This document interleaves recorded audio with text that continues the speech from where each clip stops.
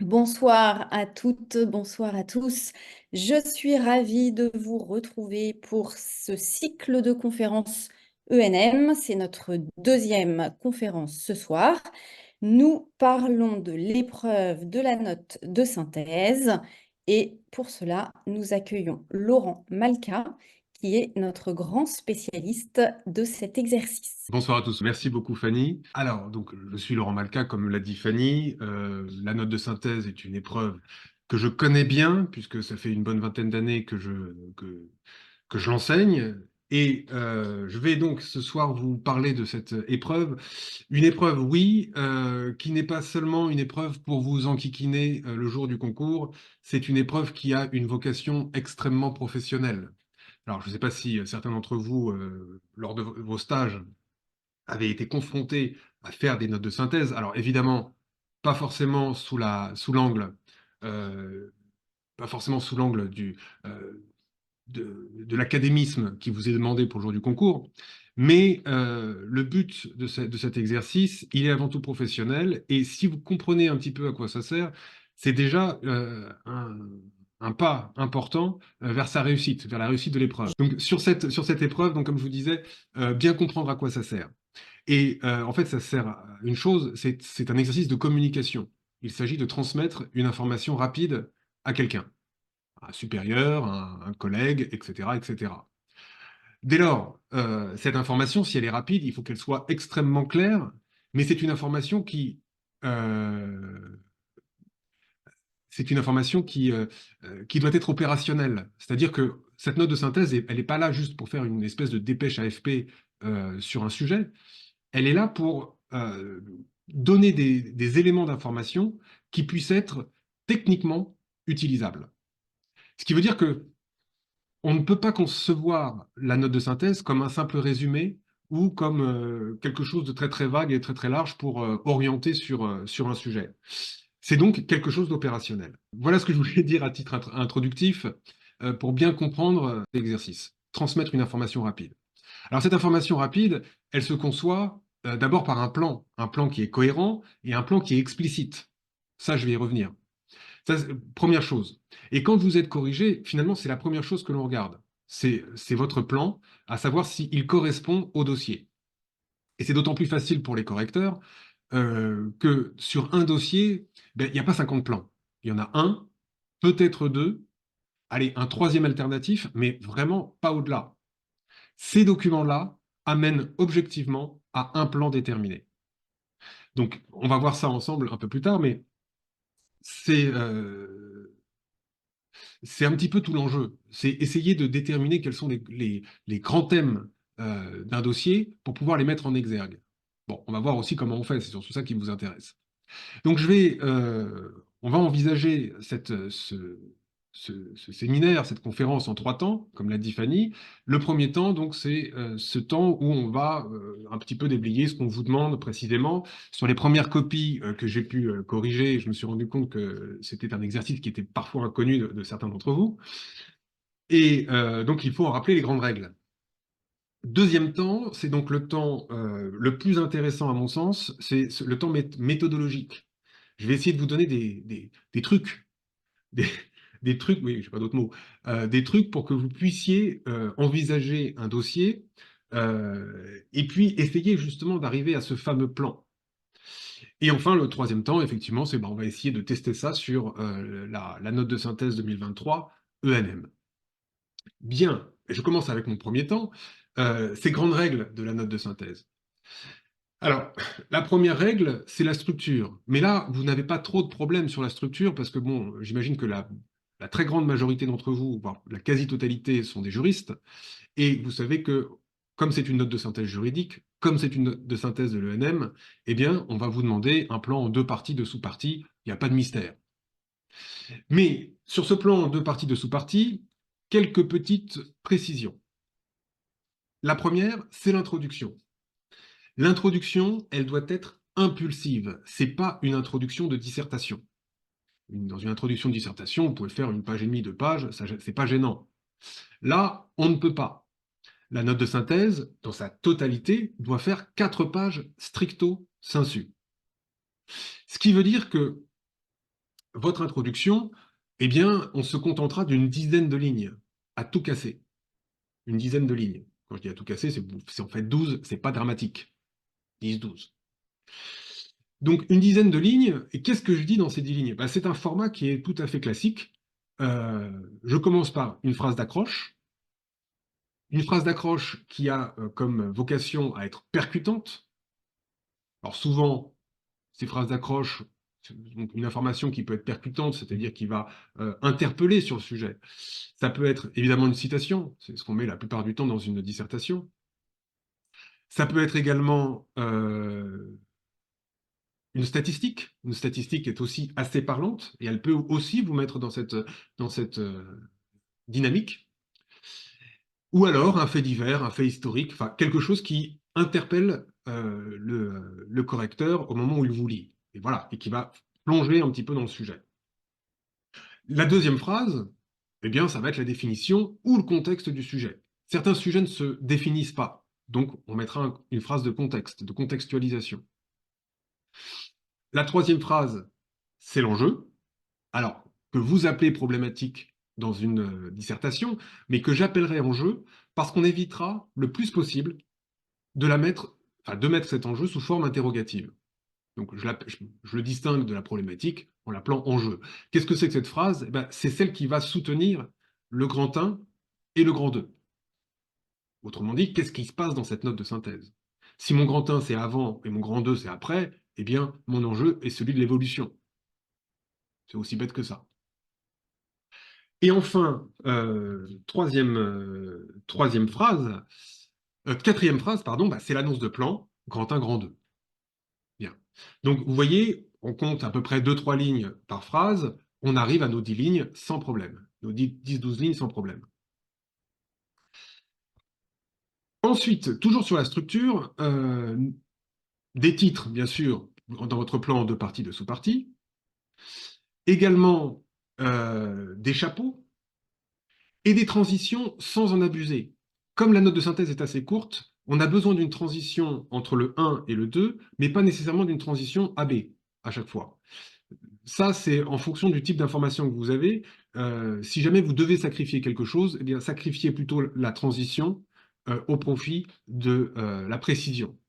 Et forcément, si vous prenez trop de place, eh bien, au bout d'un moment, il n'y a plus de précision.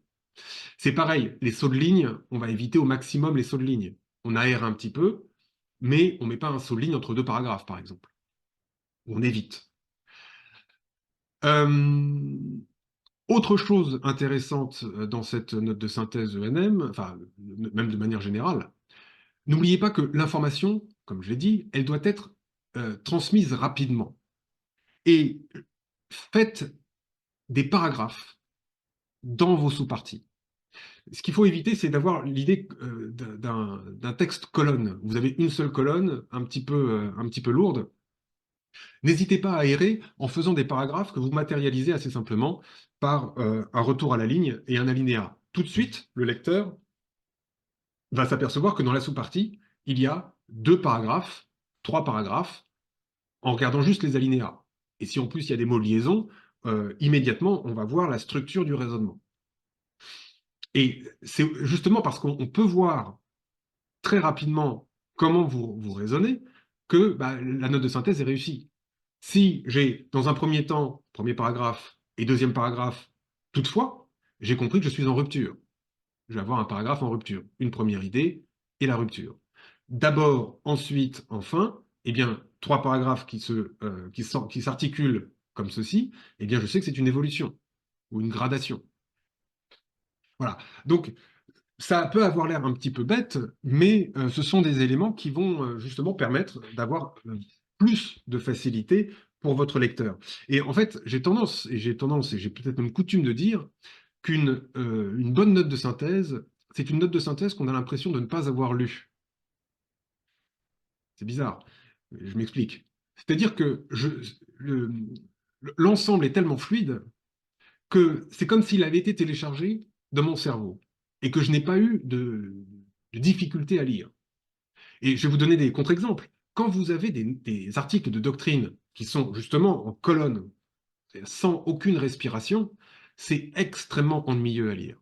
parfois on se lasse et puis on bute sur une seule phrase qu'on va relire 2, 3, 4 fois. Voilà. Bah, c'est l'effet qu'il faut justement éviter. Donc on va créer, par la pagination, par la mise en page, on va créer ces respirations pour que justement vous soyez, enfin le lecteur en tout cas, soit un petit peu comme dans un fauteuil, à l'aise. Bien, ça c'est le premier point, la question de la structure. Si vous avez des questions sur ce point-là, vous n'hésitez pas. A priori, non. Bon, enfin, vous pouvez poser des questions au fur et à mesure quand vous voulez. Moi aussi, il faut que je vous laisse un petit peu de respiration. Quant au second point. Alors, le second point, c'est la maladie des ENM. C'est le style. Alors, pourquoi la maladie des ENM? Non pas que vous écriviez mal, c'est que vous écrivez trop. Et c'est normal, parce que vous vous formez principalement à la dissertation. Et bon, pour vous, c'est un peu l'épreuve phare, c'est un peu l'épreuve qui sous-tend votre concours, en tout cas aux écrits. Et donc la dissertation, pour vous, c'est quelque chose de très très important. Et vous gardez ce style dissertatif. Alors, mon propos, il va être simple. C'est de dire que lorsque vous faites une note de synthèse, il faut switcher. Qu'est-ce que ça veut dire? Eh bien, ça veut simplement dire qu'il faut vous dire, bah, je vais changer de style. Je ne garde pas mon style dissertatif, je vais prendre un style synthétique. Bon, une fois que je vous ai dit ça, c'est bien. Encore faut-il que je vous explique ce qu'est un style synthétique. Bon, j'ai pas inventé l'eau chaude, hein. Le style synthétique, c'est des phrases courtes. Dites-vous qu'à partir du moment où une phrase dépasse les 3 lignes, c'est suspect. Même une phrase de 3 lignes, c'est assez long. Mais si on peut avoir des phrases relativement riches en synthèse, c'est pas au contraire, c'est plutôt une bonne chose. Mais dès qu'elles dépassent 3 lignes, il y a peu de chances qu'elles soient compréhensibles. Donc évitez de faire des phrases de plus de 3 lignes. Premier point. Ensuite, une idée par phrase. Ça rejoint un petit peu ce que je vous ai dit. Si vous mettez 2 idées dans une phrase, elles risquent d'être particulièrement longues et surtout pas compréhensibles. Donc, phrase courte et une phrase par idée. Également, ne faites pas de phrases sans idée. Alors ça se fait beaucoup en dissertation. Vous savez, des phrases qu'on va utiliser pour présenter ce qu'on va dire. Par exemple, l'article tant du Code civil énonce à la fois des conditions de fond et en même temps des conditions de forme. Première phrase. Deuxième phrase. Parmi les conditions de fond, tac, tac, tac. Parmi les conditions de forme, tac, tac, tac. Pas la peine. En premier lieu, l'article tant énonce des conditions de forme, directement. Et puis en second lieu, les conditions de fond. Ou inversement, comme vous voulez. Dites-moi si je ne suis pas clair. Ça va pour le moment? Bon.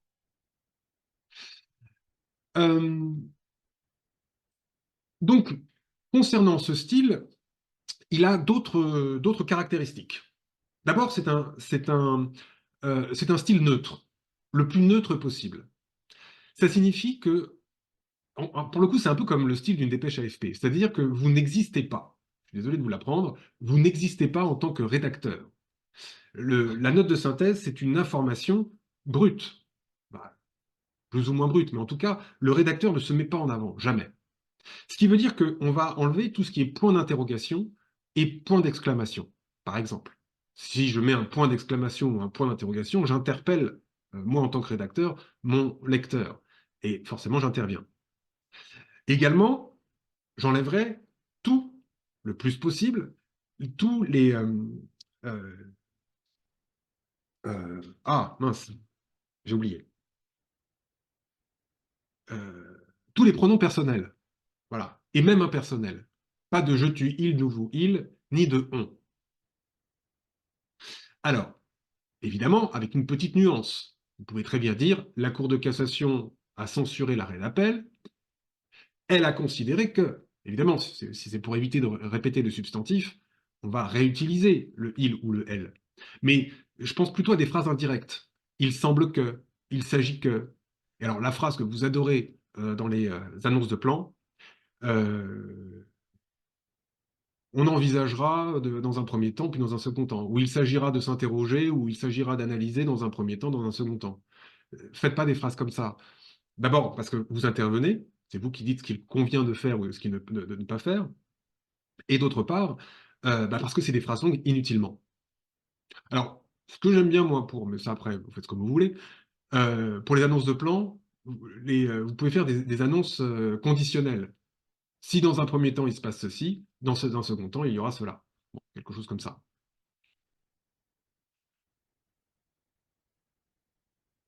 Concernant le style personnel, je crois que je vous ai à peu près tout dit.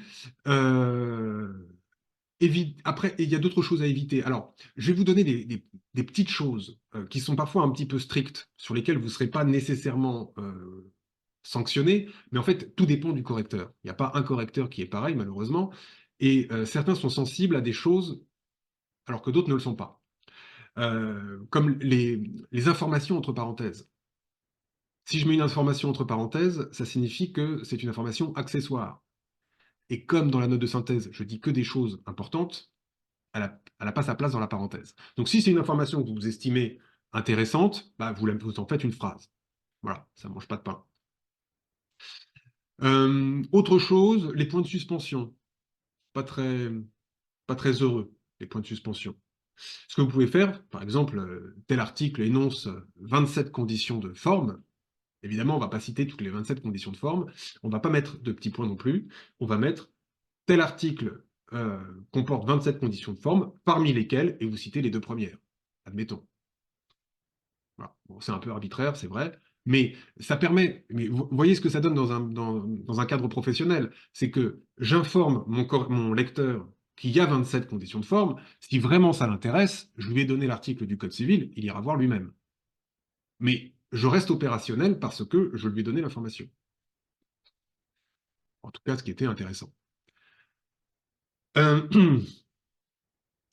Qu'ai-je oublié pour la rédaction? Si vous avez des questions sur le style rédactionnel, n'hésitez pas non plus. Peut-être que ça m'aidera sur les potentiels oublis. Vous savez, l'âge est un naufrage, la vieillesse est un naufrage. Et voilà, je cite Pétain, c'est quand même dramatique. Bon, non? Bon. La structure, la rédaction. Troisième point que j'aimerais envisager aussi avec vous, c'est justement les grandes règles de la note de synthèse. Alors, qu'est-ce que j'appelle les grandes règles? C'est les prérequis, c'est-à-dire ce qui est presque naturel dans cette note de synthèse. Alors, première chose, vous devez citer tout le dossier. Il n'y a pas un document qui n'est pas cité. Tous doivent l'être. Et ils sont cités, vous savez, entre parenthèses, où on donne la référence. Doc 8, doc 9, doc ce que vous voulez. Ne citez pas plus de 3 documents en même temps. Même s'il y a une information qui est extrêmement récurrente, on la retrouve 5, 6, 7 fois, bah, ce n'est pas la peine de citer les 7 documents, vous en citez 3, max. C'est pour montrer déjà qu'elle est très récurrente et qu'il n'y a pas besoin d'aller plus loin. Il y a parfois, alors non, je vais passer un petit peu ce point-là parce que c'est dans les notes de synthèse ENM, vous avez 10-12 documents, vous n'avez pas de documents pièges. En tout cas, j'en ai pas vu sur les dernières années. Euh, En fait, on met des documents pièges quand on a 15-20 documents, plus pour le CFPA. Mais pour le NM, vous avez 10-12 documents, entre 9 et 12 même, pour être plus exact. Vous n'aurez pas de documents pièges, tous sont intéressants. Mais même s'ils sont pièges, comme ça, je l'aurais dit, même si vous voyez que c'est un document piège, c'est-à-dire un document qui n'a pas beaucoup de rapport avec le sujet, eh bien, il faudra quand même l'intégrer. Donc, s'il n'a pas un rapport direct avec le sujet, il peut avoir un rapport indirect avec un autre document. Et c'est à ce moment-là qu'on le place. Ne faites pas l'erreur de placer ce type de document dans l'introduction. Comme elle est courte, un document sans lien direct, bah, ça se verra tout de suite dans l'introduction. Bien. Deuxième règle de la note de synthèse, c'est la neutralité. La neutralité. Alors, il y a plusieurs types de notes de synthèse. Il y a des notes de synthèse qui sont par essence neutres. Et sur ces notes de synthèse neutres, vous ne rajoutez rien. C'est-à-dire, même si vous avez des informations que la note ne donne pas, ah bah, vous les gardez pour vous. Vous faites comme si elles n'existaient pas. Et évidemment, on ne donne pas son opinion. Bon. Je vais vous donner un exemple. Admettons qu'on ait un sujet sur les crimes contre l'humanité. Très beau sujet, les crimes contre l'humanité. La neutralité du dossier, elle peut s'envisager de plusieurs manières. Alors, pardon, je vais refaire ce que je veux dire, ce que je viens de dire. Le dossier, vous devez le ramener de manière neutre, le rapporter dans une note synthétique de manière neutre. Mais ça ne veut pas dire que le dossier est lui-même neutre. Je m'explique. Si vous avez une note de synthèse donc, sur les crimes contre l'humanité, admettons, crimes contre l'humanité, avec dans ce dossier que des articles du code pénal, des articles, enfin des conventions internationales et de la jurisprudence, aussi bien de la Cour de cassation que de la Cour pénale internationale, tribunal de Nuremberg, etc. Bon. Vous voyez, ici, on n'a que des documents qui sont dits objectifs, qui sont prescriptifs. Donc, votre note de synthèse, le plan, il est quasi connu. Hein. Ça va être notion régime. Pourquoi? Eh bien, parce qu'il n'y a pas de débat. Donc, on va nous dire, en grand 1, qu'est-ce qu'un crime contre l'humanité, hein, la notion. Grand 2, comment ça fonctionne. Voilà. Document neutre, très juridique, pas grand-chose à dire. Mais là où c'est plus embêtant, c'est lorsque la note de synthèse, elle est bourrée de doctrine. Ben forcément, un auteur ne va pas se contenter de répéter ce que dit le code ou ce que dit une jurisprudence. Ça arrive, évidemment. Mais il n'y a pas que ça. Il va en profiter pour donner son analyse. Et cette analyse, on pourrait considérer que c'est une opinion, c'en est une, et qu'on ne doit pas la mettre dans la note de synthèse. Eh bien si. Ne confondez pas votre subjectivité avec la subjectivité du dossier. Si le dossier est subjectif, eh bien, il faut ramener subjectivement ce que dit le dossier. Enfin, pardon, il faut ramener objectivement la subjectivité du dossier. Oh là, ça commence à devenir compliqué. Mais j'espère que vous m'avez compris. Ça va? Dites-moi hein, si c'est pas clair. Non? Merci, c'est gentil. Bon, je vais vous donner un exemple. Prenons toujours les crimes contre l'humanité. J'ai un dossier dans lequel les documents, eh bien, c'est de la doctrine un peu droit de l'homiste. Vous voyez, bon, on a du Robert Badinter, on a Hannah Arendt, on a Nelson Mandela, vous voyez, ce genre de personnages. Bah, forcément, mon plan, ça va être grand 1, les crimes contre l'humanité, c'est nul. Grand 2, comment lutter contre les crimes contre l'humanité. Voilà. Mais c'est pas ce que je dis moi, c'est ce que le dossier dit. Et si je veux forcer un petit peu le trait, on change ces auteurs, on les remplace par d'autres, un peu moins. Vous mettez des extraits de Mein Kampf, un discours de Mussolini, etc., etc. Bah là, je vais avoir un plan qui va être tout à fait différent. Ça va être dur à écrire, mais il va falloir dire les crimes contre l'humanité, c'est utile. Grand 2, comment faire la promotion? Vous voyez? Bon, j'exagère un peu, mais je vous rassure, vous n'aurez pas de note de synthèse dans ce style. Enfin, je ne crois pas. J'espère pas. J'espère pas. Bon. Euh, Troisième grande règle de la note de synthèse. Alors celle-ci, elle est importante et elle va nous aider par la suite sur ce que je voulais vous dire à propos, euh, à propos de la méthodologie. Cette troisième règle, c'est une espèce de mantra. Alors là, pour le coup, je vais aller plus doucement. C'est un mantra que vous devez vous faire tatouer quelque part pour ne pas l'oublier. Attention, je me demande même si c'est pas un alexandrin. Une information importante est une information récurrente. Voilà. Merci, au revoir. Je vous ai tout dit. Non, ce que j'essaie de vous dire par là, c'est que quand vous faites une note de synthèse et que vous lisez les documents, vous avez une espèce de petit démon derrière votre oreille qui vous dit systématiquement, attention, tu vas rater une information importante. Vous voyez de quoi je parle ou pas? Ouais. Ok, voilà. Ben, en fait, une information importante, on ne la rate pas. Parce que cette information, si elle est importante, elle va être répétée. C'est aussi simple que ça. Donc, euh, et puis je vous expliquerai aussi comment ces informations importantes, on finit par les repérer assez facilement. Donc, n'ayez pas peur de rater des informations. Euh, la suite du dossier vous dira si c'est important ou pas. Et c'est ce qui va justement nous permettre d'appréhender un dossier de manière objective. Comment je vais faire ressortir mes informations? Eh bien, en fonction de leur importance dans le dossier et donc en fonction de leur récurrence. Vous voyez, je prends la logique dans tous les sens pour vous montrer que, bah, effectivement, quand j'ai une suite de documents, en fonction de ces informations, eh bien, je ne peux arriver qu'à un seul type de plan. Ou en tout cas, ce sont des thèmes que je vais être obligé de mettre en exergue.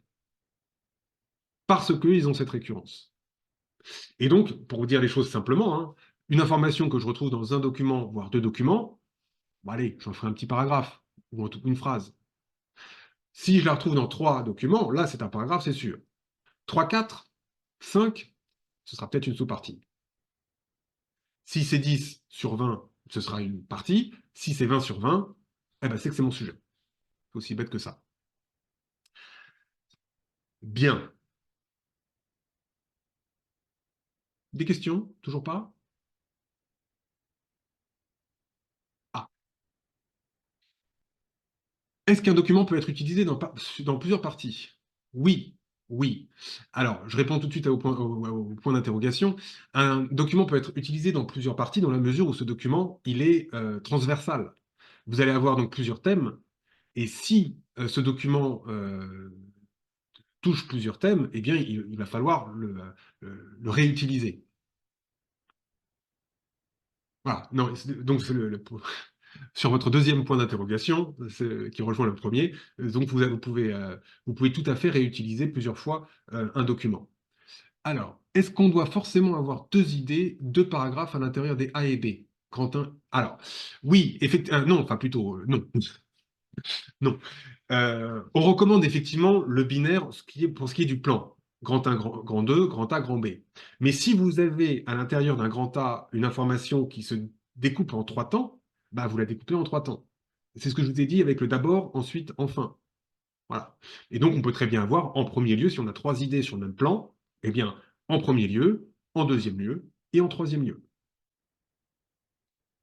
On n'est pas soumis à la binarité dans les parties. Parce qu'après, bah, tout dépendra du type d'information qu'on a réussi à caser dans nos sous-parties, et parfois c'est un peu difficile de les mettre en deux temps. Ça a forcément une limite, la logique binaire. Bah, si vous pouvez le faire, c'est très bien, hein. Sinon, n'hésitez pas, faites-le en trois. Bien.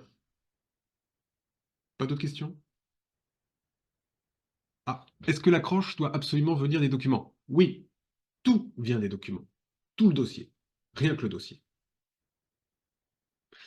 Vous n'avez rien qui sort du dossier. Bonsoir.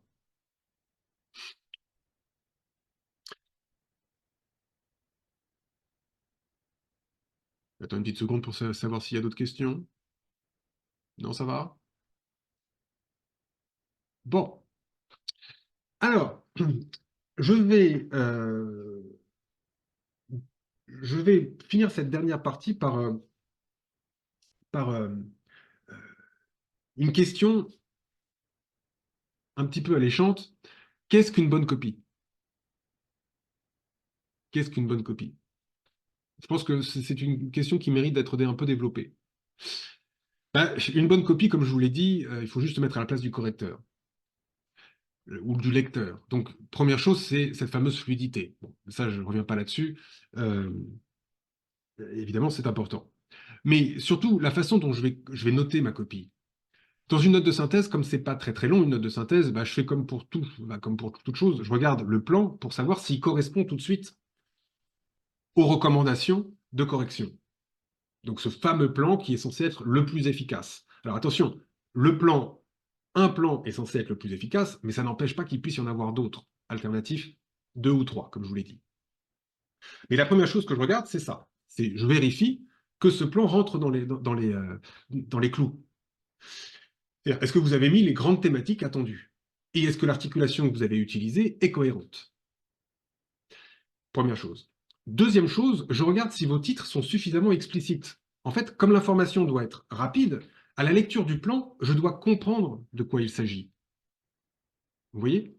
Donc, si en regardant mes titres, en regardant les titres, je m'aperçois qu'ils sont bien articulés et qu'ils sont suffisamment explicites pour comprendre ce qu'il y a dedans, bah, je vais tout de suite avoir une espèce de préjugé, une prénotation. Je peux me dire, tiens, ça c'est une copie qui peut, a priori, peut valoir 13 ou 14. Et après ce 13 ou 14, je vais le moduler en fonction de ce que je lis à l'intérieur. Donc, qu'est-ce que je vais évaluer en deuxième temps? Eh bien, les informations que vous avez relevées. Est-ce que c'est des informations importantes, intéressantes? Est-ce qu'elles sont, euh, comment dire, énoncées de manière euh, cohérente dans les sous-parties?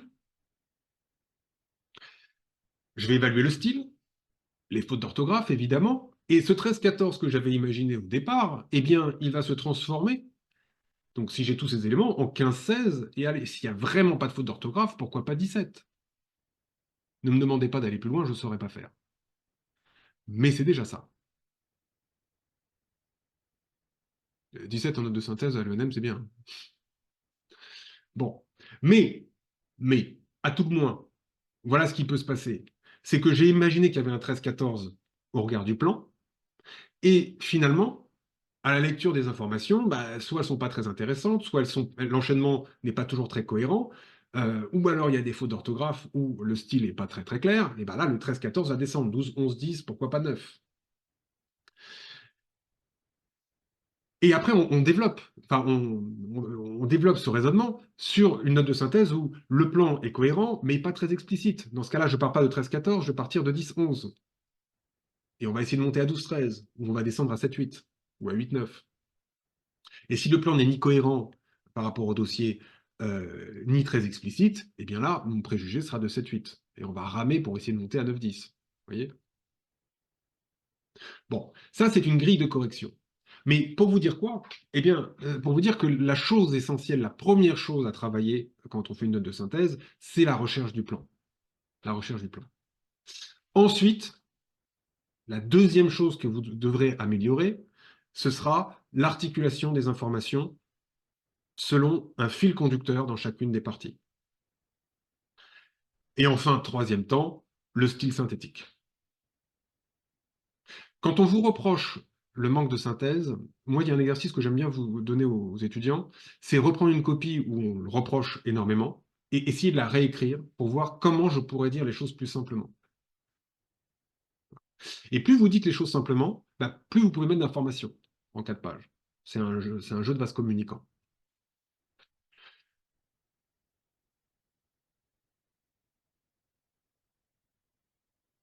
Ça va? Toujours pas de questions? Ah, si. Quand on met des adjectifs dans les titres, certains correcteurs disent que c'est un jugement de valeur et que ça ne rend pas la copie neutre. Comment faire pour que le titre soit pertinent, mais sans jugement de valeur? Oui, alors ça, c'est effectivement, c'est un petit peu la quadrature du cercle. C'est qu'on vous demande de qualifier et parfois la qualification déneutralise la note. Alors, il faut faire attention à certaines qualifications. Par exemple, critiquable, contestable, évidemment. Là, on voit tout de suite que c'est vous qui portez un jugement de valeur. Ensuite, le mot nécessaire, par exemple. Le mot nécessaire, bah, c'est un peu vous qui le dites. Voilà. Bien faire attention que le qualificatif qu'on emploie euh, soit en adéquation avec ce qui est dit dans la sous-partie. C'est ça qui est. Je vais décrire objectivement ce que je dis dans ma sous-partie. Donc, je ne peux pas faire un titre tant que je n'ai pas relu les idées que je vais énoncer. Et c'est à l'aune de ces idées que je vais trouver le meilleur qualificatif. Alors, je suggère à Fanny, Fanny, si tu veux bien, est-ce que tu peux transmettre à nos étudiants un petit fascicule que je te donnerai? Oui, bien sûr. Voilà. Alors, je vous en parle rapidement de ce fascicule. C'est un fascicule dans lequel j'ai relevé certains, je l'appelle boîte à outils. Euh, alors, je répondrai à la question de Christophe après. C'est un, c'est un document que j'appelle boîte à outils de vocabulaire. Alors, notamment sur des mots de liaison, comment bien les utiliser, mais aussi j'ai fait une petite liste, non exhaustive évidemment, de la compléter, une petite liste des adjectifs et des mots qualifiants que l'on peut utiliser dans les titres. Et je vais vous montrer après comment on construit un titre. Doit-on reprendre obligatoirement un ou des termes du sujet dans les 1 et 2? Oui, Jean-Christophe. Oui, oui. Alors, bah, je vais y venir. Je vais y venir. Je vais partager un écran. Hop.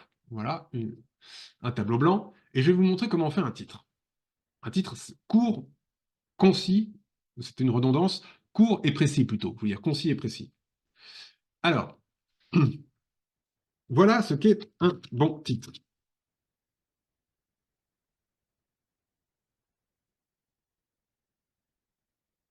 Voilà, fallait y penser. Je m'explique. S, je vais commencer par S. S, c'est mon sujet. Et effectivement, pourquoi je l'ai mis entre parenthèses? Parce que obligatoire dans les 1 et 2. Alors, si jamais vous avez un titre à rallonge, si votre intitulé est un titre à rallonge, vous le synthétisez. Vous ne reprenez pas tout. Et évitez de faire des titres qui font plus d'une ligne et demie. Une ligne et demie, c'est déjà suffisant. Bien. Deuxième élément, c'est le O. Bah, si S, c'est le sujet, O, c'est l'objet. C'est-à-dire de quoi je parle dans cette sous-partie. Alors, par exemple, j'ai un sujet sur le juge d'instruction, eh bien, hop, juge d'instruction. Bon. Et dans une sous-partie, bah, je parlais de ses pouvoirs. Alors, ça peut être pouvoir, compétence, prérogative. Choisissez hein, celui qui vous plaît, c'est celui qui vous plaît. Bon. Et vous voyez bien que si je fais un titre, les pouvoirs du juge d'instruction, bah, c'est bien, mais je ne suis pas tellement renseigné. Ce n'est pas un manuel que je suis en train d'écrire, c'est une note de synthèse. Donc, il faut que j'aille un petit peu plus loin. Attendez, ce que je vais faire, c'est que je vais récupérer quand même le chat. Il est où le chat? Il est là, le chat, pardon. Voilà. Comme ça, si jamais vous avez d'autres questions, je les vois. Bon, donc les pouvoirs du juge d'instruction, c'est pas suffisant. Qu'est-ce que je dis dans ma partie? Eh bien, alors c'est là où, pour répondre, euh, je crois que c'était Eva qui m'avait posé cette question, euh, c'est là où c'est délicat. Tout dépend ce qui est dit dans la partie. Et j'ai effectivement dans cette partie de la doctrine qui me dit le juge d'instruction, en tout cas une doctrine plus ancienne, c'est un juge tout seul, il est unique, il a beaucoup trop de pouvoir, il peut mettre en détention provisoire, il peut faire ceci, il peut faire cela. Il a à la fois des pouvoirs d'enquête et des pouvoirs juridictionnels. Bon. Et la doctrine, en tout cas deux, trois documents dans le dossier me disent que bah, c'est des documents, c'est des pouvoirs pardon, qui sont beaucoup trop importants. Eh bien, dans ce cas-là, je vais qualifier. EQ, c'est le qualifiant. Et donc là, bah, je peux avoir abusif, excessif ou exorbitant.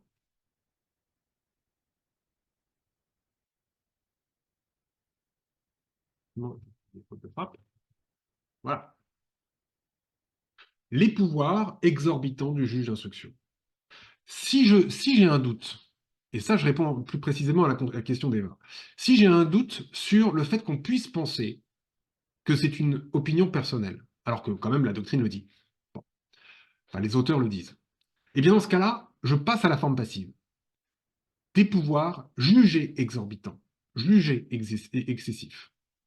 Là, comme ça, je me dédouane totalement. Ensuite, il y a un E exposant D. C'est ce que j'appelle un dynamisme. Là aussi, ça peut vous aider dans les titres. Ce dynamisme, bah, c'est montrer qu'il y a un mouvement qui se passe dans la sous-partie. Certes, j'ai qualifié, mais en plus, je peux aller plus loin.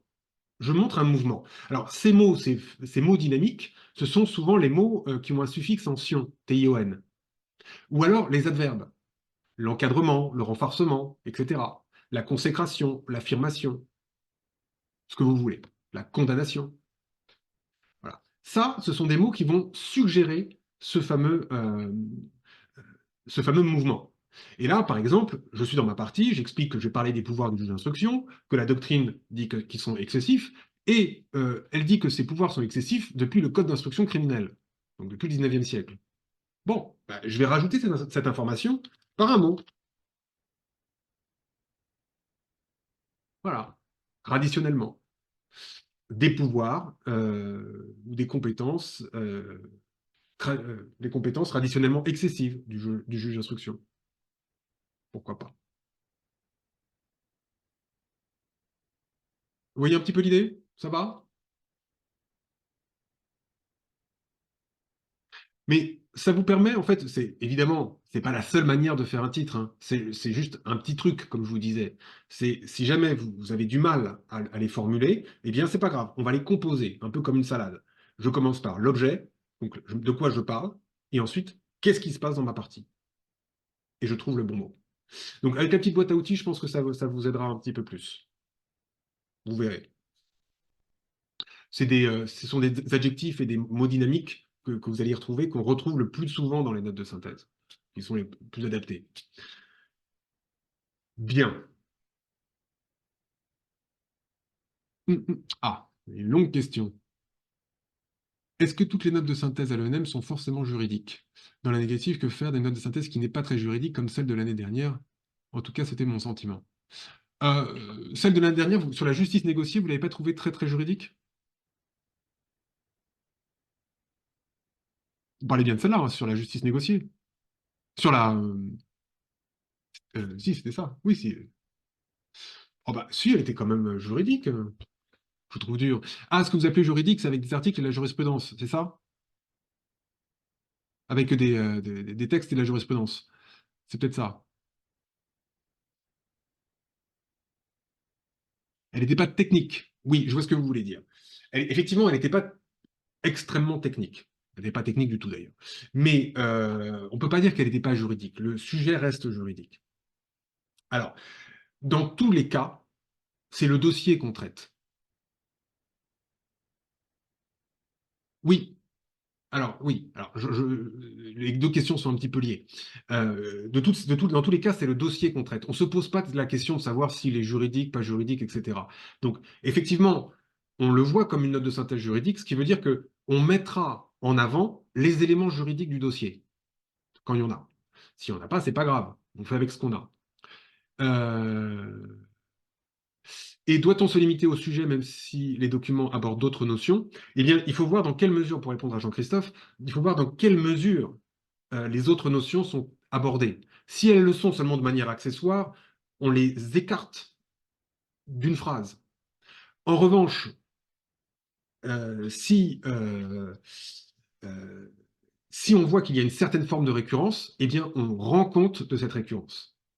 Si cette notion-là est là, c'est que c'est pas pour rien. Même si ça ne nous paraît pas extrêmement pertinent, on ne prend pas l'initiative, on ne prend pas l'initiative de, de la minimiser parce qu'on considère qu'elle n'est pas suffisamment intéressante. La seule vérité, et j'en reviens à ce que j'ai dit, hein, c'est la récurrence. C'est la seule vérité. Je vais vous donner un exemple. Il y a quelques années, j'avais donné une note de synthèse sur le Brexit. Vous noterez l'accent. Ah, Drella, je n'ai pas compris le D. Alors, D, c'est dynamisme et Q, c'est qualifiant. C'est pour ça que j'ai repris ça dans mon ED, EQ. C'est E exposant D, E exposant Q. Euh, et je ne sais plus de quoi je parlais. J'avais dit un truc sur... Ah oui, si, le Brexit. Euh, et donc, sur le Brexit, il y avait des documents sur la procédure du Brexit, etc., comment ça s'est passé en Grande-Bretagne, donc des choses effectivement qui nous paraissaient très, très Brexit. Et j'avais fait un petit peu exprès dans cette note de synthèse, où j'avais un petit peu surdéveloppé les conséquences du Brexit sur la PAC, la politique agricole commune. Et les étudiants, ils ont un petit peu réagi comme vous, Jean-Christophe. Ils ont dit, bon, la PAC, c'est sympathique, mais il y a d'autres choses plus intéressantes à dire sur le Brexit. Donc, ce qu'ils ont fait, c'est qu'ils ont mis, allez, peut-être une phrase ou deux sur la question de la PAC. Mais, sur 20 documents, parce que c'était une note de synthèse CFPA, sur 20 documents, j'avais mis 5 documents sur la PAC. Ce qui voulait simplement dire que j'avais besoin que cette PAC soit suffisamment précisée dans le dossier. C'est la seule vérité du dossier, c'est la récurrence. Ça va? Bon. Eh bien, 19h19, il est temps de passer à la méthodologie. Il est grand temps de passer à la méthodologie. Alors, je vais garder un petit peu ça, juste pour vous montrer un petit peu ce que j'entends par méthodologie. Vous allez comprendre très rapidement. Euh, voilà. Première chose sur la méthodologie, il faut comprendre que celle-ci, elle est indissociable d'un facteur qui est le plus important, c'est le temps. Hop, attention, voilà le temps. Première chose, concernant le temps, on vous dira évidemment que souvent on dit voilà, une note de synthèse, ça doit être comme ça. Allez, c'est pas tout à fait proportionné, mais c'est parce que justement le temps, je m'aperçois que je n'en ai plus beaucoup. Euh, donc, on vous dit analyse 20 minutes à peu près. Ensuite, lecture prise de notes, 2 heures. Bon, admettons. Ensuite, le plan, 30 minutes. Et enfin, la rédaction, 2 heures, sachant que, évidemment, on se laisse les fameuses 10 minutes de relecture, naturellement. Bon. Euh, je suis un petit peu mal à l'aise avec cette façon de voir le temps dans la note de synthèse pour une raison bien simple. C'est qu'en fait, nous sommes tous différents par rapport à ces étapes. Certains rédigent vite, lisent lentement. D'autres lisent vite, mais rédigent lentement. D'autres lisent lentement et rédigent lentement, etc. Donc, alors je ne sais pas si c'est toujours votre cas, si vous arrivez à faire vos notes de synthèse en 5 heures, petit sondage, qui y arrive ou qui n'y arrive, ouais, qui y arrive plutôt, parce que le qui n'y arrive pas, il est discriminant et bon. Bon, j'en ai une, donc je pars du principe, ça dépend du sujet. Bon, ok. Il m'en faut pas trop, hein, parce que j'ai besoin d'un argument pour pouvoir développer. Euh, bon, en tout cas, pour être sûr d'y arriver, il y a une étape qui est nécessairement la plus importante. Voilà, bon, ça dépend du sujet, non. L'étape la plus importante dans la note de synthèse, c'est, attention, roulement de tambour, la rédaction. La rédaction, parce que c'est ça que vous rendez. Et en fait, il faut voir le temps à rebours. Et donc, la seule chose à savoir, c'est combien de temps, vous, personnellement, vous mettez à rédiger. Si c'est 2 heures, parfait. Ça veut dire que je rajoute mes 30 minutes de plan, mes 10 minutes de relecture, ça me fait 2h40. Et ce 2h40 là, c'est mon temps incompressible. Temps incompressible. Ce qui veut dire que les 2h20 d'avant, ça, c'est le temps compressible. Ça signifie que au bout de 2h20 de lecture, prise de notes et d'analyse, même si je n'ai pas fini, je lâche le dossier. Le challenge, c'est rendre sa note de synthèse, mais ça, je vous parle du jour du concours. Là, pour le moment, vous vous entraînez. Donc, évidemment, si vous dépassez un petit peu, c'est encore pas trop grave. Mais le jour du concours, il faut être conscient qu'une note de synthèse pas finie, c'est l'enfer. C'est la meilleure copie pour un correcteur, parce qu'il n'y a pas besoin de noter. C'est pas fini, vous n'avez pas répondu à l'exercice, on va mettre 5 ou 6. Et puis même si vous avez un très bon plan, on vous mettra 5 ou 6 avec un commentaire inachevé, 3 petits points, dommage. Mais 5 ou 6. Bon, donc il faut à tout prix, même quitte à faire une note de synthèse moyenne, je sais que c'est pas très politiquement correct, mais quitte à faire une note de synthèse moyenne, il faut la finir. Donc, on raisonne à rebours et on se dit, tiens, il y a un moment, je sais ce que je mets comme temps, ce que j'ai besoin comme temps pour rédiger, et il y a un moment où je lâche le dossier parce que sinon, j'aurais pas le temps de finir le rendu.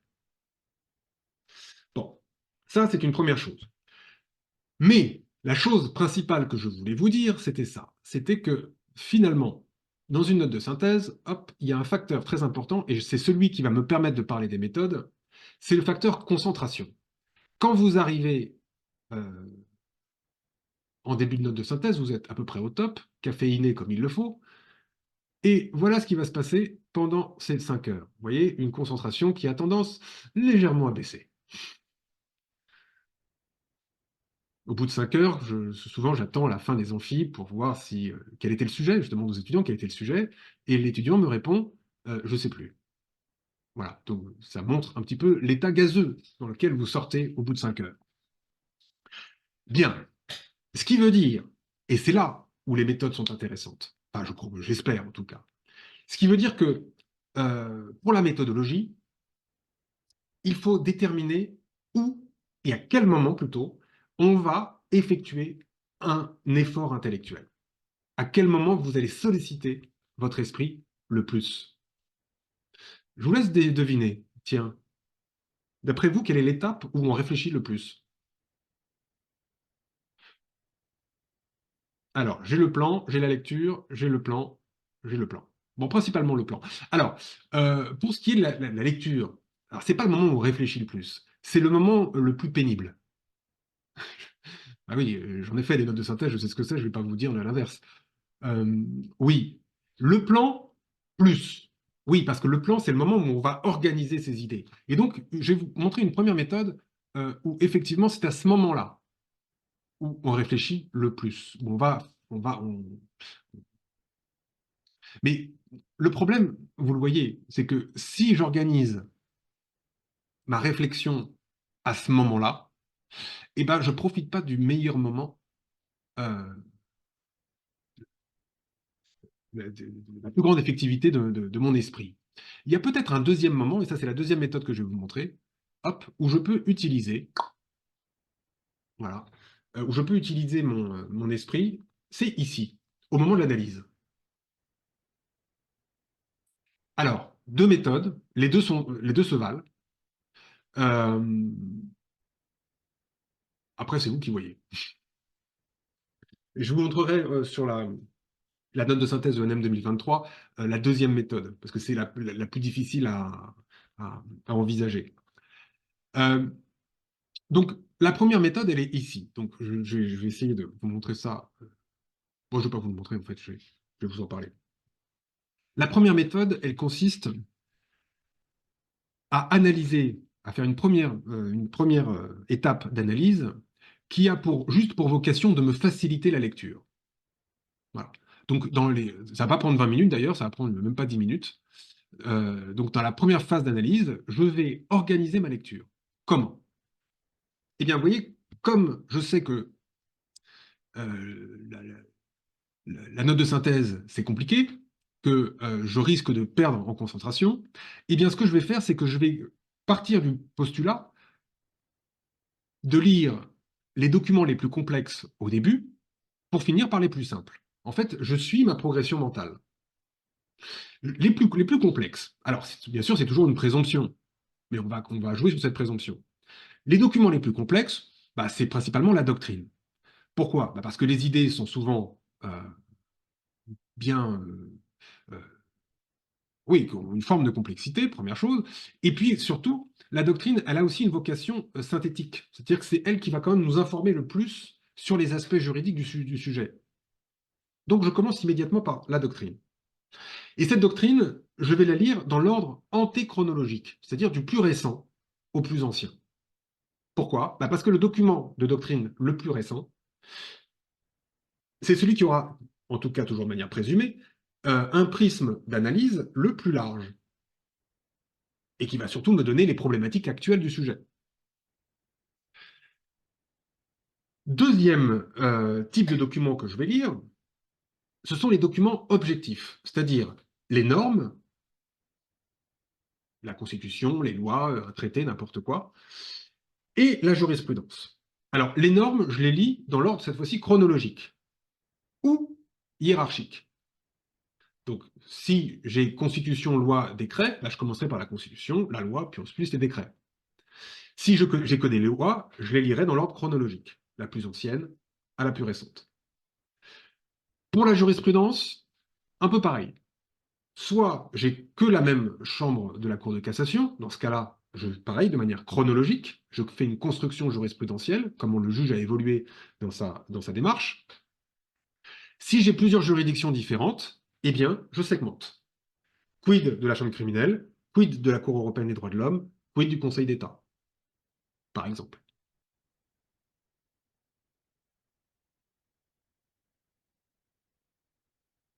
Et je finis par les documents présumés les plus simples, la presse.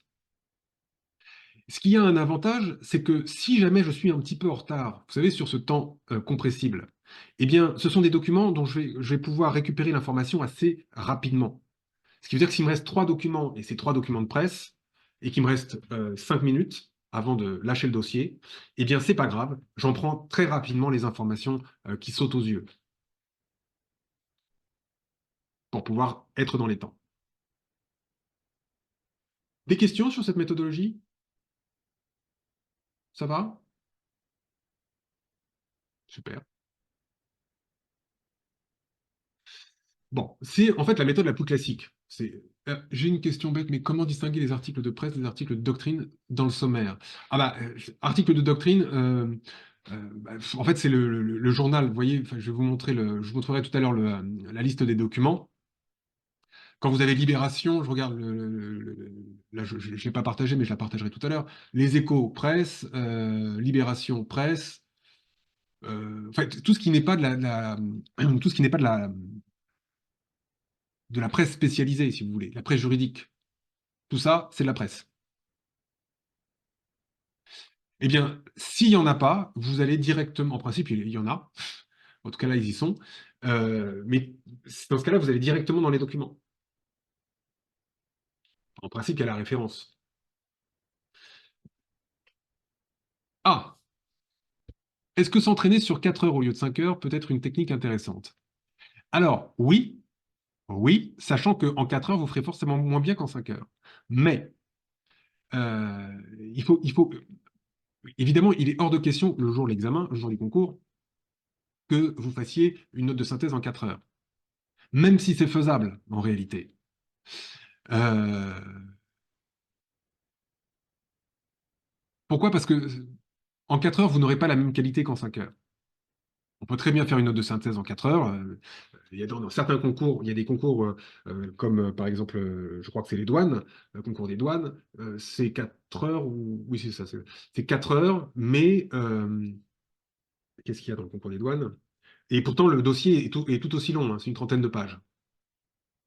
Bon, donc c'est faisable, mais on n'aura pas le même niveau d'information et le même niveau de précision.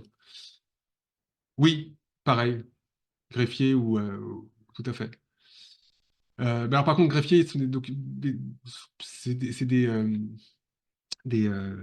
je crois qu'ils sont plus courts. Je suis pas tout à fait sûr. Audrey me dit, il faut commencer par les textes et la jurisprudence, puis la doctrine. Non, la doctrine dans un premier temps. On commence par la doctrine et ensuite normes et jurisprudence. Alors, en fait, ça a une vocation très simple, hein. Pourquoi on commence par la doctrine? Parce que si vous commencez par la doctrine, vous allez avoir des informations riches, très riches, et surtout, j'ai oublié de vous le dire, ça vous évitera peut-être de lire les normes et la jurisprudence. Eh oui, eh oui, c'était ça tout l'intérêt. Vous doutez bien que dans un article de doctrine, on va, sur un même sujet, on va faire référence à la loi qui risque d'être mise in extenso dans le dossier ou à des jurisprudences importantes sur le sujet. Donc si vous les avez vus, c'était ça tout l'intérêt, si vous les avez vus en premier dans la doctrine, eh bien quand vous voyez qu'elles sont redondantes en tant que euh, texte de loi ou jurisprudence reproduit in extenso, vous ne les relisez pas, ça n'a aucun sens. Pourquoi? Parce que la seule chose qui m'intéresse quand je lis un arrêt de la Cour de cassation, c'est pas les faits, c'est pas la procédure. Je fais pas un commentaire d'arrêt. Ce qui m'intéresse, c'est la solution. Et la solution, elle aura été reprise, il y a des chances en tout cas, par les auteurs. Et dans ce cas-là, je fais confiance à l'auteur. Il ne se trompe pas sur le sens de l'arrêt. Après, sur la valeur ou la portée, il a son opinion. Mais sur le sens de l'arrêt, c'est rare qu'il se trompe. Donc, je reprends cette information, et quand je vois plus tard que la chambre criminelle en 2021 est bien dans le dossier, eh ben, je passe. Je note la référence, parce il faut la référencer, mais je la référence avec l'information que j'ai prise dans le document de doctrine. C'est bon? Ça va?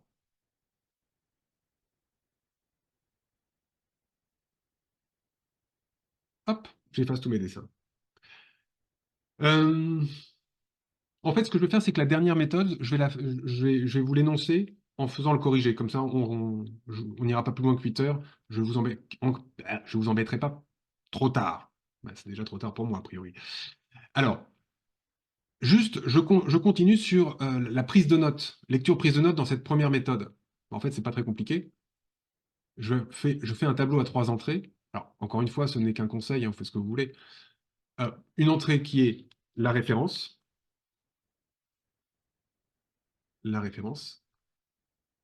hop, comme ceci. Une entrée qui est l'information, qui ne marche pas. Ah voilà, information, avec un S. Et une entrée, thème, récurrence, comme ceci. Et en fait, je commence par mon premier document, donc de doctrine, admettons le document 12, le doc 12, pardon, hop. Je précise en bas que c'est de la doctrine et je note la date, 2023 parce que c'est le plus récent. Et puis là, je note les informations. Alors, par exemple, je reprends le juge d'instruction. Pouvoir du juge d'instruction, hop, égale pouvoir d'enquête, entre parenthèses, saisie, perquisition, tac, tac, tac, hein, je ne rentre pas dans le détail évidemment, égale pouvoir, pardon, juridictionnel. Alors évidemment, je suis en train de faire des abréviations parce que c'est mon brouillon, hein, je suis sur mon brouillon. Pouvoir juridictionnel, par exemple, qu'est-ce qu'il peut avoir comme pouvoir juridictionnel? Ben, si, ordonnance de renvoi, de non-lieu, etc. Bon, voilà. Ensuite, réforme 2000, JLD décide des détentions provisoires, hop, etc., etc. Ou alors réforme 2007, deux points, collégialité, égale 3 juges, dans les pôles d'instruction. Voilà, je dis n'importe quoi. Bon, voilà. Admettons que ce soit les informations que j'ai récupérées. Une fois que j'ai fini mes informations, je vais dans la troisième case. Et dans la troisième case, je dis, bah, finalement, quels sont les thèmes que j'ai utilisés? Pouvoir, réforme 2000 et réforme 2007. Comme ceci. Vous voyez? Et je fais la même chose avec le document suivant. Alors, je vais juste faire le document suivant pour vous montrer un peu le dynamisme du truc. Hop, le document suivant, on va dire que c'est le document 7. C'est toujours la doctrine. Et c'est une doctrine un peu moins récente, de 2020. Voilà. Donc, ici, on va me parler principalement juge d'instruction, trop de pouvoir pour juge unique. Ensuite, on va me dire, on me parle de ses pouvoirs. Alors, quand on me parle de ses pouvoirs, eh ben, cette fois-ci, je remonte là-haut, je ne réécris pas l'information. Je vais juste ici mettre plus doc 7. Ça m'évite de perdre du temps. Et je reviens là. Hop. Ensuite, on me dit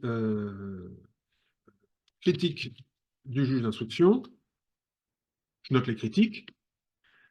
Et suppression voulue par Nicolas Sarkozy. Tu m'étonnes. Pardon. Et là, c'est pareil. Je remonte ici. Troisième colonne. Alors, on a parlé des pouvoirs. Je l'ai réécrit. J'ai besoin du thème. On m'a parlé des critiques et de la suppression. Voilà. Donc, vous parlez d'abréviation. Est-il permis dans une note de synthèse de... Oui, alors pour des abréviations comme ça, Cour européenne des droits de l'homme, DGCCRF, évidemment, la direction générale de la concurrence, de la consommation et la répression des fraudes, j'ai oublié un C. Si jamais vous avez un sujet là-dessus, il suffit que vous le mettiez 4 ou 5 fois, ça y est, vous avez fait vos 4 pages. Donc évidemment, on va utiliser ce type d'abréviation. Donc ce qui est bien en revanche, c'est une première fois de parler de la Cour européenne des droits de l'homme et puis après CEDH. Si vraiment vous pouvez, et que vous ne l'utilisez pas trop, utilisez tous les toutes les subterfuges du type Cour européenne, juge de Strasbourg, voilà, ça nous permet d'éviter à chaque fois de mettre Convention européenne de sauvegarde des droits de l'homme et des libertés fondamentales, évidemment. Bien. Je reviens donc sur mon tableau. Pendant la prise de notes, je fais référence, information, thème. Référence, information, thème. Je passe à l'étape suivante, le plan. Comment je fais mon plan? Eh bien, je fais l'inverse. Je pars de la troisième colonne et j'utilise tous les thèmes qui sont dans les différents documents. Je regarde ceux qui sont récurrents, ceux que je retrouve plusieurs fois. Je les ramasse et je fais mon plan avec ça. Une fois que j'ai mon plan, je le nourris des informations de la deuxième colonne que je référence avec les documents de la première colonne. Ça va?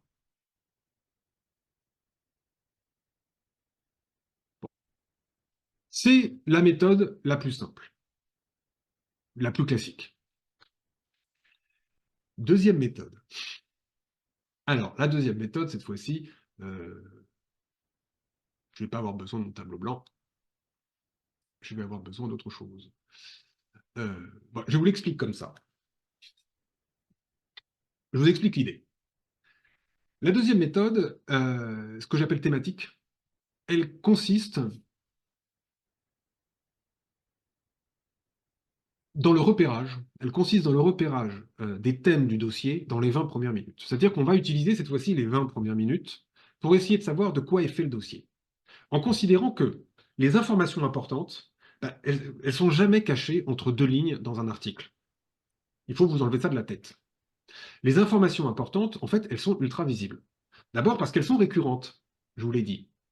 Et d'autre part parce qu'on ne se cache pas, on ne se cache pas de ce que dit un document. Au contraire, si je veux être lu quand j'écris un article, je fais en sorte que mon titre soit suffisamment alléchant. Si je fais un titre qui veut rien dire ou qui est trop vague, etc., quand je lis mon Dalloz ou mon Joris Classeur, bah, je vais le sauter, le titre. Je n'ai pas trop compris de quoi ça parlait, donc je vais au document suivant. Donc comme j'ai envie d'être lu, bah, je vais faire des titres explicites. Parfois, on a des titres qui ne le sont pas trop, c'est vrai. Mais dans ce cas-là, dans le document, on va s'apercevoir que, eh bien, il y a des choses qui sont très visibles. Et c'est ce que je vais faire dans chacun des documents dans les 20 premières minutes. Je vais regarder comment est fait le document. Donc, je vais feuilleter, cette fois-ci, je ne m'occupe pas de la page de garde, je vais feuilleter tout le dossier et je vais m'arrêter sur ces choses visibles et noter toutes les récurrences. Le sujet de l'an dernier, donc, rédiger à partir des documents joints une note de synthèse de 4 pages environ sur la justice pénale négociée. Voilà mon sujet, la justice pénale négociée. Regardez un petit peu. Déjà, la page de garde. La page de garde, elle est finalement assez explicite. Donc je reviens sur ce que je disais tout à l'heure. Voilà, Dalloz Actualité, pour moi, c'est même si c'est une brève, mais ça reste juridique. La vocation est juridique. Donc je le mettrai dans Doctrine. Libération, par contre, non. Je le mettrai dans Presse. Dalloz Actualité, bon, là on a quasiment que le Dalloz Actualité. Là, les Échos, Presse. Les Échos, les cahiers de la justice, je le mets dans Doctrine. A priori, c'est juridique. Dalloz Actualité aussi, Dalloz Actualité aussi. Bon. Alors c'est vrai que c'est un petit peu troublant, mais ça rend pas la note de synthèse particulièrement complexe. Au contraire, les Dalloz Actu, ce sont des documents qui sont déjà eux-mêmes synthétiques. La question, c'est de savoir qu'est-ce qu'ils abordent. On verra ça après. Donc première chose, je constate que, effectivement, dans cette note de synthèse, je n'ai pas de normes, je n'ai pas de jurisprudence, je n'ai que la presse spécialisée ou de la presse générale, généraliste. Voilà un petit peu comment ça fonctionne. Ensuite, j'essaie de regarder autre chose. Je regarde les dates. 2022, 2023, 22, 22, 20, 23, 23, 15, 21, 19. Donc, un document de 2015 et les autres tournent autour de 2021, 2022, 23. Alors, pourquoi? Qu'est-ce que ça me dit? Ben, ça me dit que on parle de quelque chose de très actuel.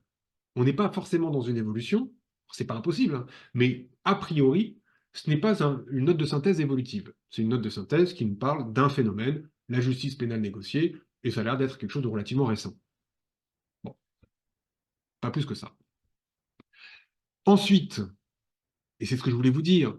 Regardez un petit peu les différents titres. Justice négociée, quel sort pour les personnes physiques? Quelle place pour la nouvelle CJIP? Bon, j'imagine que c'est un procédé de justice négociée environnementale. Le plaidé coupable dans les systèmes anglo-saxons et romano-germaniques. Vous voyez, tous les titres sont quand même assez explicites. Ils parlent de quelque chose en particulier. Et moi, ce que je vais essayer de faire, c'est essayer non pas de deviner quelle est l'information précise, je ne l'aurai pas tant que je n'aurai pas lu, je vais essayer de déterminer quelles sont les intentions globales de chacun des documents. Et on va voir ce que ça donne. Alors, pour ça, je vais, et c'est pour ça que je vais prendre 20 minutes, mais vous allez voir que le jeu peut en valoir la chandelle, je vais me focaliser sur le titre, ici. Je vais me focaliser sur, tiens, un chapeau. Mince, un chapeau. Il y en a ici. Les sous-titres. Enfin bref, tout ce qui saute aux yeux. Et vous allez voir ce que ça donne. Alors, d'abord, hop, le titre. Justice négociée, quel sort pour les personnes physiques? Bon, justice négociée, ça ne m'intéresse pas, c'est mon sujet. Là, si on parle de quelque chose de très particulier, on parle des personnes physiques. Donc le 29 janvier dernier, je vais quand même voir si je peux trouver quelque chose, le tribunal de grande instance de Paris a rendu dans le dossier HSBC la première ordonnance d'homologation d'une procédure de comparution sur reconnaissance préalable de culpabilité, donc une CRPC, proposée par le procureur de la République à un ancien dirigeant après la conclusion par la personne morale d'une convention judiciaire d'intérêt public. Bon, qu'est-ce que je comprends? Euh, je comprends qu'on parle d'une CRPC. Enfin, pardon, je vais le dire différemment. Euh, le mot que je cherche, c'est... Ah mince. Articulation. Articulation, CRPC, slash, euh, CJIP, convention. Voilà. Et dans cette articulation CRPC-CJIP, on me parle, et ça je vais le mettre en subdivision, si vous préférez, des personnes physiques. Et surtout, attention, c'est là où c'est important, je mets la référence. Document 1. Pourquoi? Je vais voir si j'ai d'autres documents qui me parlent de ce problème des personnes physiques dans l'articulation CRPC-CJIP. Aussi simple que ça. Bon, alors je ne lis pas le contexte de l'affaire, donc ça c'est dans une affaire bien particulière. La mise en œuvre d'une procédure de CRPC postérieurement à la CJIP, donc ça confirme ce que j'étais en train de penser du sujet. L'incidence du dispositif de CJIP sur les personnes physiques, donc voilà, on a traduit finalement tout le document ici.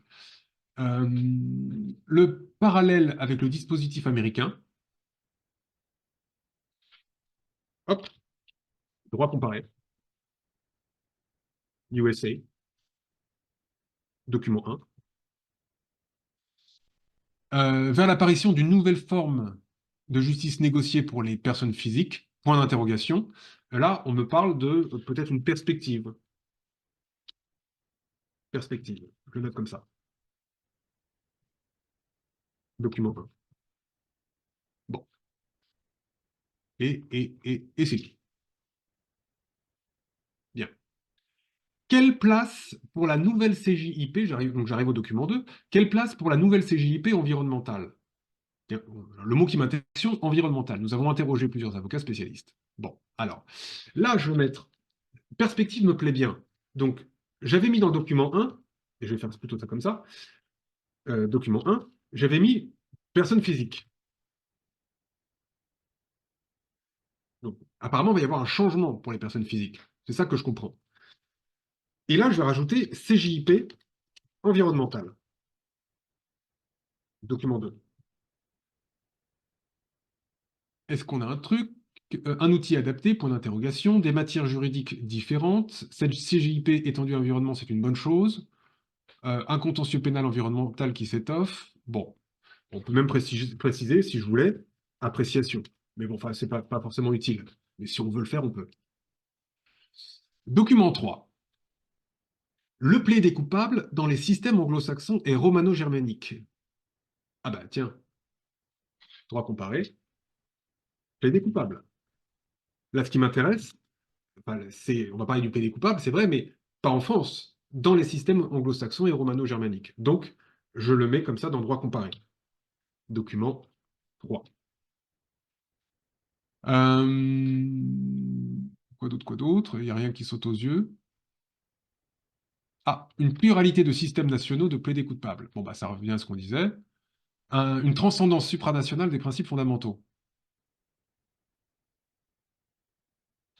Alors, qu'est-ce que ça veut dire? Alors, parfois, si on ne comprend pas, on peut lire la première phrase. On retrouve dans la comparaison des systèmes juridiques des traits partagés qui permettent d'échapper aux critiques habituellement exprimées quant à la légitimité de ce type de procédure. Il y a une forme de critique, je ne sais pas si je peux l'utiliser. Bon, c'est pas super visible, donc je passe. En fait, on ne se trompe jamais, hein. À chaque fois, c'est la récurrence qui nous amène à ça. Enfin, qui nous amène forcément à, à la solution. Même si on s'est trompé sur une interprétation sur un document, il n'y a jamais rien de grave. C'est ça que je voulais vous dire. Ensuite, la justice négociée nous a hissés au niveau des États-Unis. Interview de François Machin. Alors, déjà, on fait référence aux États-Unis, document 3. OK. Quelle appréciation portez-vous sur les conventions d'intérêt public? Il y a quand même une forme d'appréciation, articulation, perspective.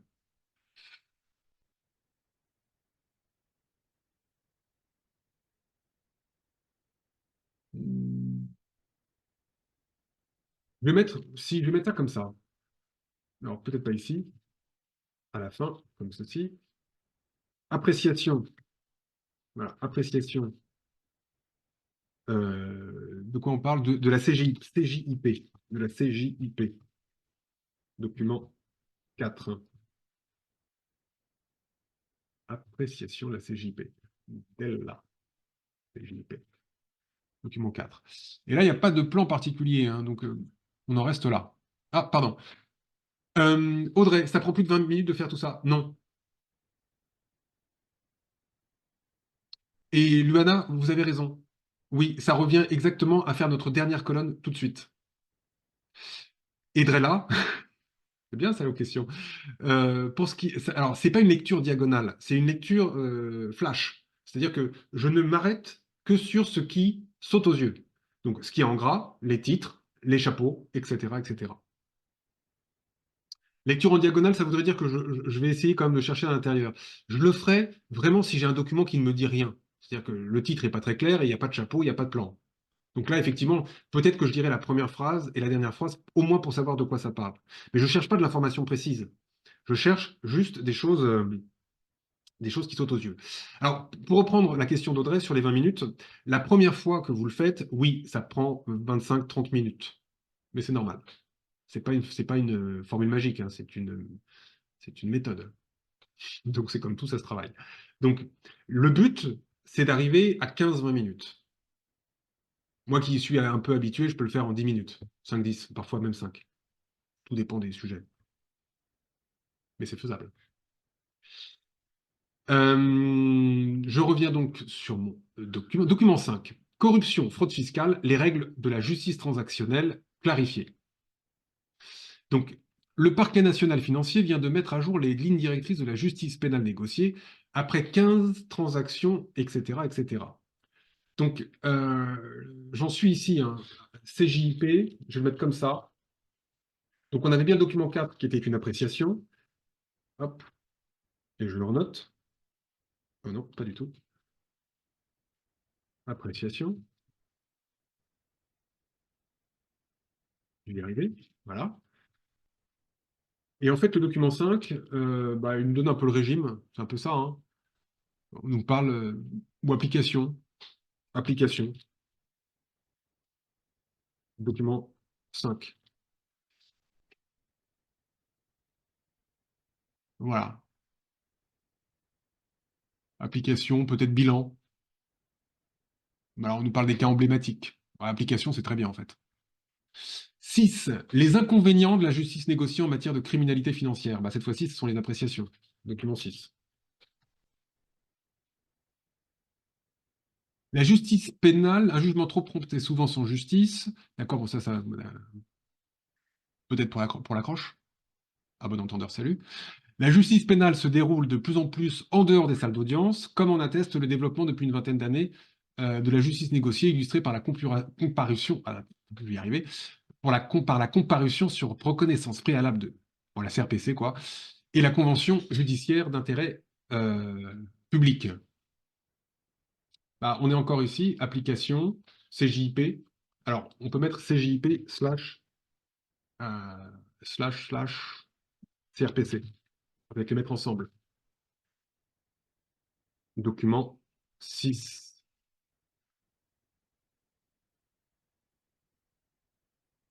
La consécration d'outils de justice négociée applicables à la criminalité en col blanc. Donc, c'est bien ça qui est en cause. Les imperfections, eh bien, c'est les appréciations. Je vais mettre appréciation critique, slash critique, ici. Est-ce qu'on a autre chose? Ah, si. Une négociation mettant de côté les réparations des victimes, donc c'est toujours dans les critiques. Alors là, il faut lire les docs dans l'ordre de 1 à 10. Oui, oui, oui, c'est pas la peine on va perdre du temps à essayer de les reclasser. Vous voyez, vraiment, c'est linéaire. Je prends les documents par document et je m'arrête seulement sur les choses qui sont visibles. Document 7, les dérives néfastes du mécanisme de la convention. Là, je ne peux pas faire mieux, hein, c'est appréciation critique. Document 7. La convention judiciaire d'intérêt public a été introduite en droit français par la loi machin. Conçue comme un mécanisme alternatif aux poursuites, elle a été pensée comme un arsenal anticorruption en mesure de rivaliser avec le dispositif américain et son application extraterritoriale.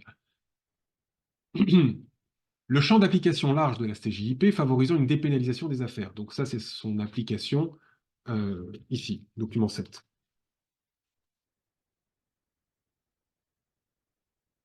Une justice à deux vitesses, ça c'est la critique, on l'a mis ici, c'était ce qu'il y avait d'évident dans le titre. Les victimes mises à l'écart, bah, ça reprend exactement les critiques du document précédent. Document 8, justice pénale négociée, la délicate question de la situation des personnes physiques. Ah, bah c'était là-haut ça. Euh, les personnes physiques. Document 8.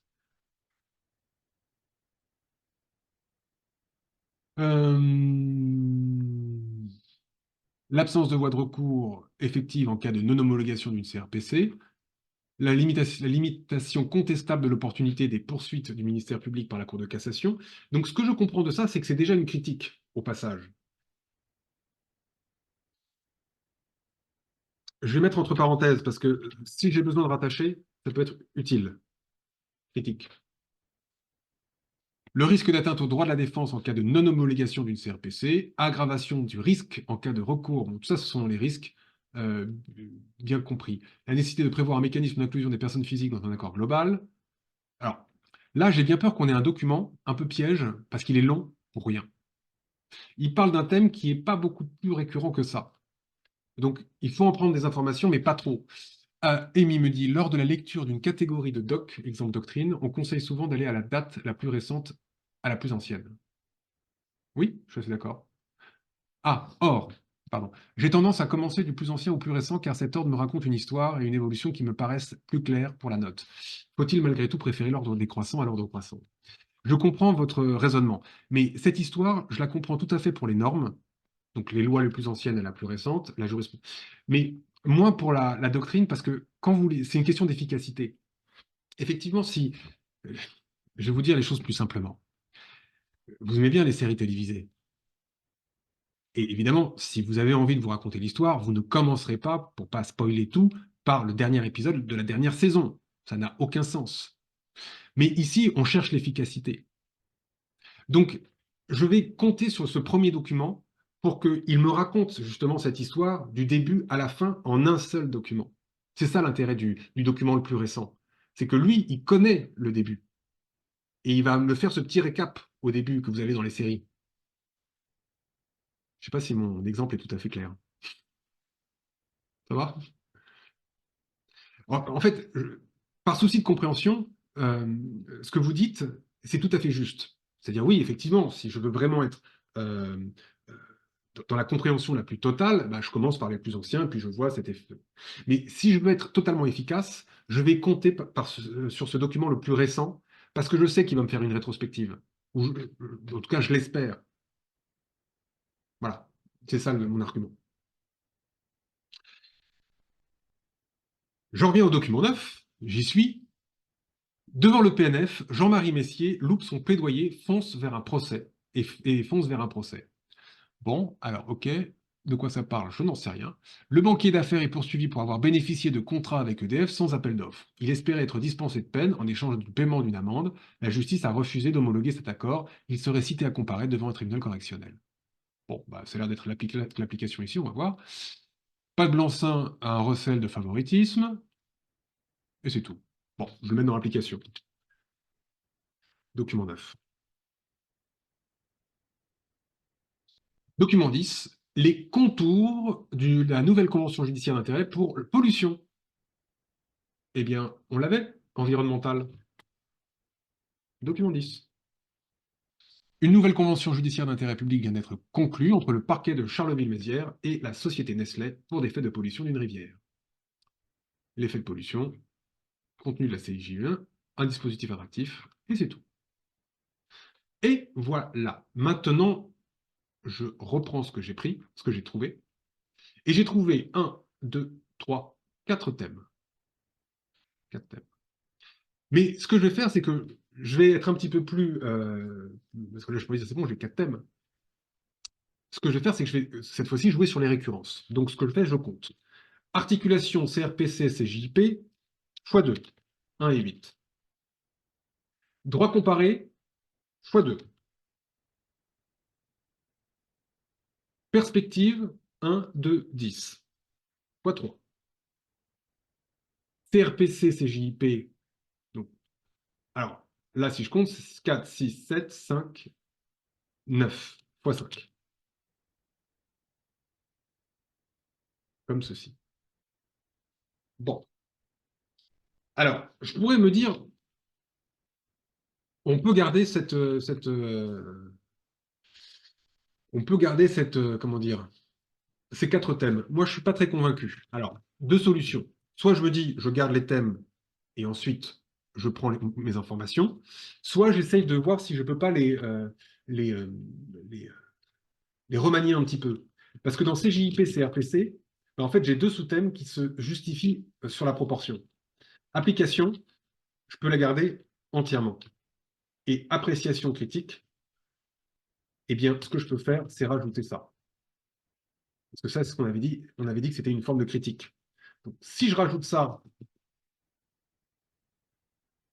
à la critique, ça me donne ça. Voilà. Euh, Appréciation critique. Non, voilà, c'était ça que je voulais faire. Pardon. Sinon, ça fait trop. Et là, du coup, j'ai 4, 6, 7, 1, 8. Ça me fait 5. Ça ne change pas grand-chose. Comme ceci. Bon. Et je retombe avec 4 thèmes. Alors, droit comparé, j'en ai que 2, mais en réalité, je me suis rendu compte qu'il y a certains documents qui parlaient aussi des États-Unis et que j'ai passé, que je n'ai pas noté. Donc, je pense que je peux en avoir 3 ou 4. L'idée est la suivante. C'est qu'on a 10 documents. Il y a 4 sous-parties. Si je divise 10 par 4, ça me fait 2,33, 2,25, pardon. Pardon. Ça me fait 2,25. Je compte 2-3 documents pour pouvoir justifier une partie. Là, toutes mes parties sont justifiées, pas de problème. La question, c'est est-ce que je peux articuler ces documents? Et pour ça, enfin ces thèmes, pardon. Pour ça, je vais me poser 3 questions. Première question, est-ce qu'il y a un thème par lequel je suis obligé de commencer? Deuxième question, est-ce qu'il y a un thème par lequel je suis obligé de finir? Troisième question, est-ce qu'il y a 2 thèmes qui vont nécessairement ensemble? Alors, celui qui me semble forcément à la fin, c'est les perspectives. On va finir par les perspectives, ça paraît logique. Bon. En revanche, le droit comparé, j'ai bien compris que c'était l'influence. Donc je vais commencer par ça. L'influence, c'est un thème général, j'en parle au début. Bon. Et après, bah, la question, c'est au milieu, dans le ventre mou. Qu'est-ce que je mets? Alors, évidemment, je ne peux pas parler des critiques avant de parler. euh, Ça, je vais l'enlever. De l'application, enfin de- ah, y arriver, des modes de justice négociée, donc j'en parle en premier lieu, et ça me donne ça. Est-ce que c'est logique? Possible. Aux États-Unis, puis dans les pays anglo-saxons, puis dans les pays romano-germaniques, ça se passait comme ça, le plaidé coupable, je ne peux pas en dire plus, je ne sais pas pour le moment. En France, eh bien, on l'a adopté avec le CRPC, la CRPC, la CJIP. Et ça fonctionne comme ceci, ça fonctionne comme cela. Dans un grand 2. Le grand 2, ça va être oui, mais cette insertion en droit français n'est pas exempte de critique, notamment dans l'articulation avec les personnes physiques et les personnes morales. Ce qui amène donc à des perspectives concernant les personnes physiques, mais aussi à l'extension de la CJIP a priori, puisqu'on la voit en matière environnementale. Voilà. Donc, ça me fait quoi? Bah, comme plan, ici, si je regarde mes deux grandes idées, alors, évidemment, je ne fais pas mon plan tout de suite, hein. Là, je le fais pour pouvoir finir un petit peu ce qu'on est en train de dire, et vous montrer qu'on arrive à quelque chose d'à peu près cohérent, mais mon plan, je le fais au moment du plan. Là, je suis encore dans l'analyse. Mais globalement, si je me fie à ce que j'ai trouvé, ça va donner quelque chose comme ceci. Euh, L'insertion des modes de justice négociée en droit français, justice négociée en droit français. Et ma deuxième partie, ça va être quelque chose comme ça. Euh, je n'ai pas de qualifié en particulier, mais ça va être la mise en œuvre. Comment je pourrais la qualifier? Balbutiante peut-être. La mise en œuvre. Embryonnaire, ça marche aussi, comme on veut. Mais en tout cas, c'est bien la mise en œuvre dans la deuxième partie. Est-ce que vous avez des questions? Existe-t-il des plans types? Alors, les plans types, oui, il y en a. Le problème du plan type, c'est qu'on a tendance à partir du principe qu'il y a un plan type et donc, du coup, essayer de l'utiliser sur une note de synthèse a priori. Ce qu'il faut, c'est que s'il y a un plan type, il faut le constater a posteriori, c'est-à-dire une fois que j'ai toutes mes informations, et puis là, je vais dire, ah oui, effectivement, ça rentre dans un principe limite ou dans ce que vous voulez. Dans le petit fascicule que je vais vous envoyer, j'ai appelé ça des articulations types. Je les ai mises. Mais partir du principe qu'on va utiliser un plan type, c'est prendre le risque, de ne pas être totalement dans la note de synthèse. Et pour vous donner une image, c'est ça. C'est un petit peu comme si voilà, vous avez trouvé une paire de chaussures qui vous plaît énormément, sauf que vous faites du 42 et la paire que vous avez trouvée est en 41. Or, quand on fait une note de synthèse, ce qu'on veut, c'est faire du sur-mesure. Vous voyez, ce que j'ai fait là, les thèmes que j'ai trouvés ici, eh bien, ils sont sur mesure parce que ils sont ils ont en tout cas cette prétention de reprendre ou d'essayer de reprendre les proportions du dossier. Et c'est le dossier qui me donne ces proportions. C'est pas moi qui va essayer de faire rentrer à tout prix les thèmes dans les informations dans un thème que j'aurais prédéfini. Y a-t-il des exigences au niveau du nombre de lignes pour une introduction et pour les différentes parties? Alors, pour l'introduction, je vous ai dit 10-12 lignes. Pour les différentes parties, il faut qu'elles soient équilibrées et qu'elles rentrent dans 4 pages. Parce que le nombre de lignes, ça ne veut pas dire grand-chose. Tout dépend de la copie d'examen ou de concours. Mais il faut qu'elle soit relativement équilibrée, donc on n'est pas à 2 lignes près, hein, mais faites pas une sous-partie qui fait 10 lignes et puis une autre qui en fait 25. Là, on verra qu'il y a forcément une disproportion. Luana, pas de souci. Au revoir. Alors, la conclusion, elle n'est pas obligatoire en ENM. Elle n'est pas obligatoire. La conclusion, vous la faites si vous avez le temps. Et la conclusion, elle répond à 3 phrases. C'est une phrase qui reprend le plan que vous avez trouvé. 2, une phrase qui répond à l'enjeu du sujet.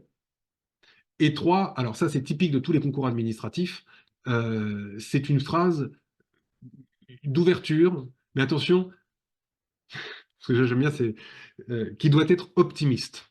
Voilà, une ouverture optimiste pour la conclusion. Donc, Un, je reprends le plan, je fais une phrase avec tous les éléments du plan. Deux, une phrase qui répond précisément à la problématique, à l'enjeu. Et trois, une ouverture optimiste. Il y a encore Audrey qui demande si 4 pages, c'est du à peu près ou si c'est impératif. Alors, c'est 4 pages impératifs, mais stricto sensu.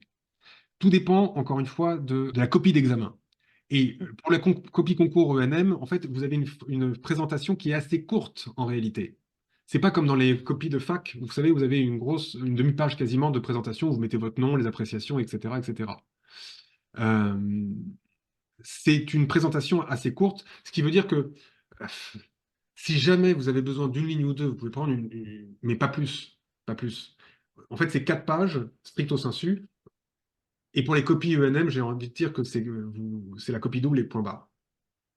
Et est-ce que tu as une idée, Laurent, quand les étudiants te rendent une copie sous forme électronique, tapée à l'ordinateur, à quoi ça correspond, à quelle taille? Oui, si vous voulez faire 4 pages à peu près, bah, tout dépend des écritures évidemment, Oui, mais bien sûr. c'est une question de moyenne, on va dire entre 1250 et 1300 mots. Ça fait 4 Très pages. bien. Merci beaucoup, Laurent, pour ces explications très claires qui, j'en suis certaine, ont dû être appréciées par tous les candidats qui nous écoutaient ce soir. Je vous remercie beaucoup à tous et à toutes de vous être connectés. À très bientôt. Au revoir.